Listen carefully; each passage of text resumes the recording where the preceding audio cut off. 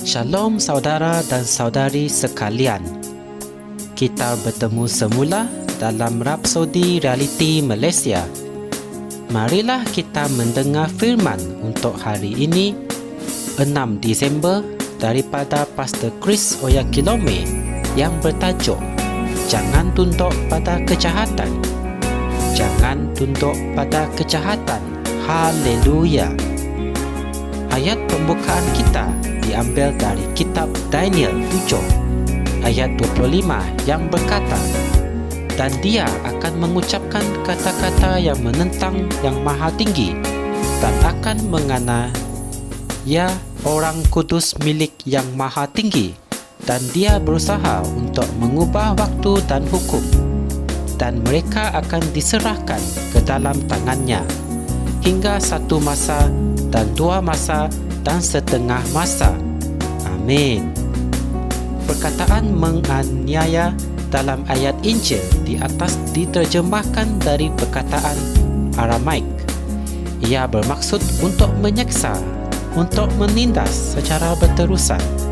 Salah satu daripada strategi-strategi syaitan pada hari-hari terakhir ini adalah untuk membangkitkan sebegitu banyak kejahatan di dunia agar para umat Allah terpaksa tunduk. Dia, syaitan, berusaha untuk menganiaya orang kudus Allah. Amin. Ayat Injil pembukaan ini menunjukkan bahawa semasa waktu penderitaan yang berat, Antikristus akan menganiaya orang kudus Allah. Terdapat begitu banyak kejahatan sehinggakan ramai orang akan terbiasa untuk membuat dosa. Kejahatan akan menjadi satu gaya hidup yang biasa bagi sebilangan besar orang. Puji Tuhan. Alkitab ada menceritakan kepada kita tentang seseorang yang benar bernama Lot, iaitu anak saudara lelaki Abraham yang tinggal di Sodom, dan jiwanya terseksa setiap hari dengan kejahatan orang di sana, dan dia telah menjadikan kota-kota Sodom dan Gomora itu menjadi abu dan menghukumkan mereka sehingga binasa, sambil menjadikannya suatu teladan bagi orang yang hidup fasik. Dia menyelamatkan Lot yang menderita kerana perbuatan cabul orang jahat itu, sebab orang benar itu tinggal di kalangan mereka, melihat dan mendengar perbuatan mereka yang jahat itu, sehingga jiwanya yang benar itu terseksa hari demi hari. Dalam 2 Petrus 2 ayat 7 hingga 8. Puji Tuhan. Perkataan yang digariskan itu, iaitu menderita, membawa maksud yang sama dalam bahasa Yunani dengan perkataan Aramaik yang bermakna menganiaya, seperti apa yang kita baca sebelum ini di dalam ayat Injil tema kami. Ia bererti untuk menindas dengan kejahatan, penderitaan, menimbulkan kesusahan, mengancam mereka sehingga mereka terbiasa dengan situasi yang tertentu.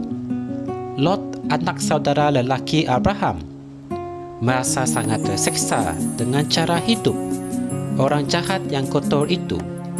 Inilah apa yang syaitan akan lakukan kepada orang ramai pada hari-hari terakhir gereja ini, untuk membuatkan mereka menyesuaikan diri mengikut cara hidup kegelapan.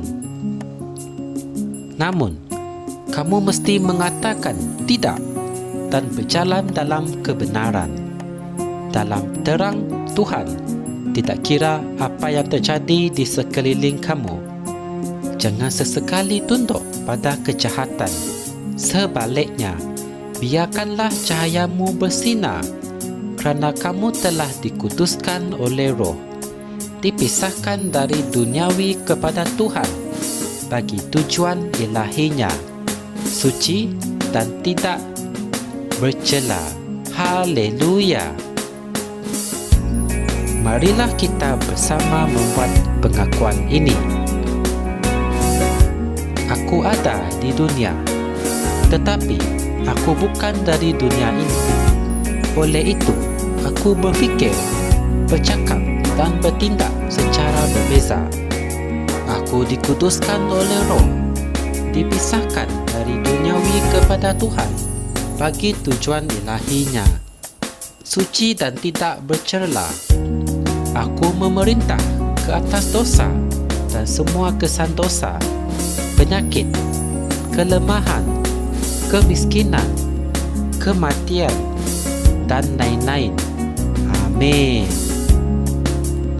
Sebagai renungan tambahan, anda boleh merujuk kitab 2 Korintus 6 ayat 17, Matius 5 ayat 14 hingga 16, Galatia 5 ayat 19 hingga 21. Secara ringkasnya, kita hendaklah berdoa dan berdiri teguh dengan Yesus, kerana Yesus adalah penyelamat dalam hidup kita. Yesus tidak akan membenarkan perkara buruk berlaku kepada kita. Amin. Untuk mengetahui lebih lanjut mengenai firman ini, sila tekan like dan subscribe Rhapsody Reality Malaysia. Semoga kita berjumpa lagi dalam segmen yang seterusnya, dan Tuhan memberkati anda semua. Amin. Kami percaya saudara-saudari semua telah diberkati dengan perkongsian firman dari Rhapsody Reality.